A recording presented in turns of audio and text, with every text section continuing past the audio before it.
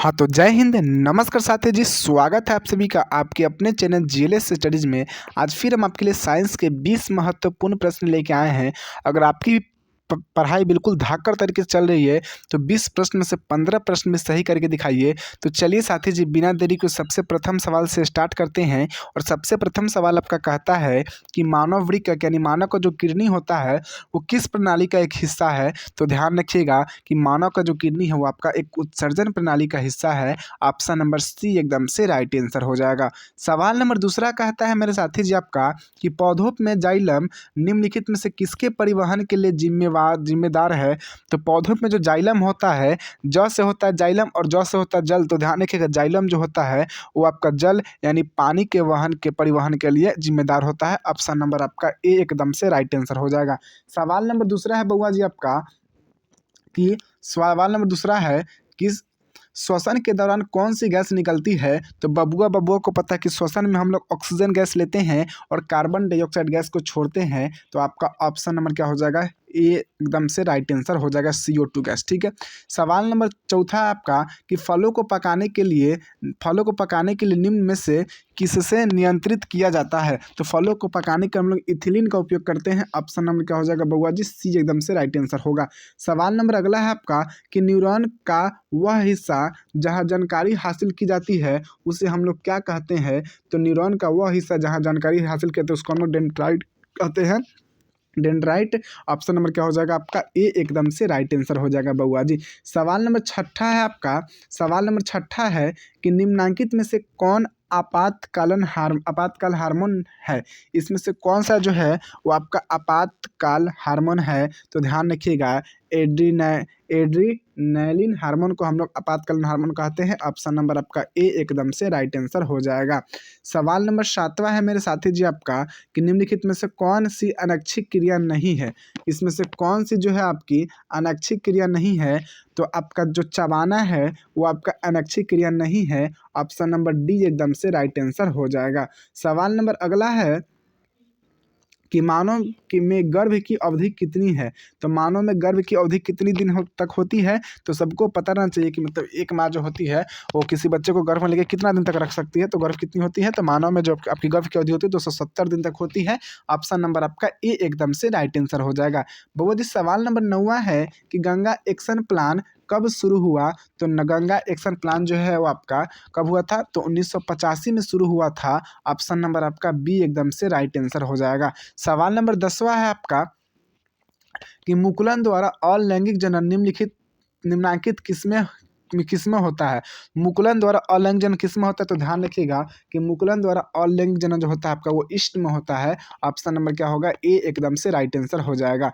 सवाल नंबर 11वां है आपका कि निम्नलिखित में से कौन सी बीमारी श्वसन तंत्र से संबंधित है। इसमें से कौन सा बीमारी जो है वो आपका श्वसन तंत्र से संबंधित है। तो ध्यान रखिएगा कि टीबी बीमारी जो होता है वो आपका श्वसन तंत्र से संबंधित होता है। ऑप्शन नंबर आपका बी एकदम से राइट आंसर हो जाएगा। सवाल नंबर 12 है कि मनुष्य और अन्य मांसाहारी जीव निम्नलिखित में से किसका पाचन नहीं कर पाते हैं। तो मनुष्य और अन्य मांसाहारी जीव जो होते हैं वो आपका सेल्यूलोज का पाचन नहीं कर पाते हैं। ऑप्शन नंबर क्या हो जाएगा आपका बी एकदम से राइट आंसर हो जाएगा। किसका पाचन नहीं कर पाते बउआ जी, सेल्यूलोज का पाचन नहीं कर पाते हैं। ऑप्शन नंबर आपका बी एकदम से राइट आंसर हो जाएगा, मनुष्य चाहे अन्य मांसाहारी जीव। सवाल अगला है कि ब्रेन हेमरेज का पालक में सेल्यूलोज होता है। ध्यान रखिएगा, ठीक है। पालक जो होता है मतलब उसमें सेल्यूलोज होता है, सेल्यूलोज की मात्रा होती है, ध्यान रखिएगा। तो ब्रेन हेमरेज का मुख्य कारण है, तो ध्यान रखेंगे बउआ जी कि ब्रेन हेमरेज का जो मुख्य कारण है क्या है, हाइपरटेंशन है। ऑप्शन नंबर क्या हो जाएगा, सी एकदम से राइट आंसर हो जाएगा। सवाल नंबर 14 है कि निम्न में से परजीवी पादप का उदाहरण क्या है। इसमें से कौन सा जो है वो आपका परजीवी पादप का उदाहरण है। तो ध्यान रखिएगा आपका बउआ जी कि आपका जो कसकूटा है वो आपका परजीवी पादप का उदाहरण है। ऑप्शन नंबर क्या हो जाएगा, बी एकदम से राइट आंसर हो जाएगा। पादप पूछा, ध्यान रखिएगा, पादप, ठीक है। चलिए सवाल नंबर अगला है 15 नंबर कि हृदय से रक्त को संपूर्ण शरीर में पंप किया जाता है, किसके द्वारा किया जाता है। तो हृदय से रक्त को संपूर्ण शरीर में अलिंदों द्वारा पंप किया जाता है। ऑप्शन नंबर सी एकदम से राइट आंसर होगा बउआ जी। सवाल नंबर 16 है आपका कि हाइड्रा में अलैंगिक जनन की विधि है? हाइड्रा में अलैंगिक जनन की कौन सी विधि होती है? तो मुकुलन होती है। ऑप्शन नंबर क्या हो जाएगा? ए एकदम से राइट आंसर हो जाएगा।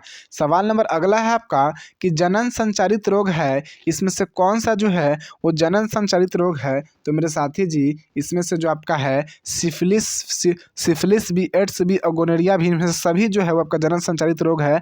ऑप्शन नंबर डी एकदम से राइट आंसर होगा। सवाल नंबर 18 है कि पुष्प का सबसे बाहरी भाग है, पुष्प का सबसे बाहरी भाग क्या कहलाता है? तो बबुआ बाबा को पता चाहिए कि पुष्प का सबसे बाहरी भाग बाएं दलपुंज कहलाता है, बाह्य दलपुंज कहलाता है। ऑप्शन नंबर आपका ए हो जाएगा, एकदम से राइट आंसर हो जाएगा। सवाल नंबर 19 है कि ब्लड समूह ए में कौन सी एंटीबॉडी होता है? तो ब्लड समूह ए में आपका बउआ जी बी एंटीबॉडी होता है। ऑप्शन नंबर कौन सा हो जाएगा? सी एकदम से राइट आंसर हो जाएगा। सवाल नंबर 20वां है आपका कि रक्त में ग्लूकोज की मात्रा निम्नलिखित में से कौन नियंत्रित करता है?